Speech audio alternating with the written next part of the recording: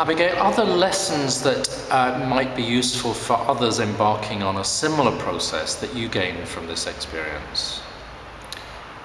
Yes, I would imagine that there could be. So I suppose the first thing that I learned, and I think others probably had similar experiences, was that if the conversation is going on inside the organisation, then it's probably absolutely fine with the majority of the outside world and the stakeholders and people who are kind of surrounding it. We had quite a lot of nervousness about actually having the conversation initially, and when it came to talking to people about the idea, there was generally, not exclusively by any means, but generally there was a real kind of openness to talk about it and to explore what it might mean. So that was one thing that I learned.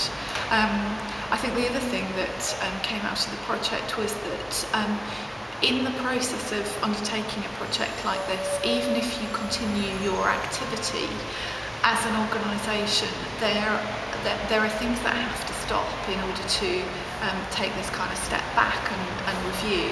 And I think that as an arts charity, strength is gained through both reflection and delivery.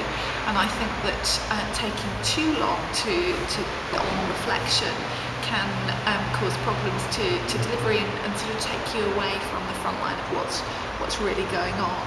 And I think therefore if I was going about the project again in a different way, I'd probably approach the sort of way that we looked at what we were going to do in a much more kind of active partnership-led way, because I think that would have kept the organisations around the table moving forward as a group.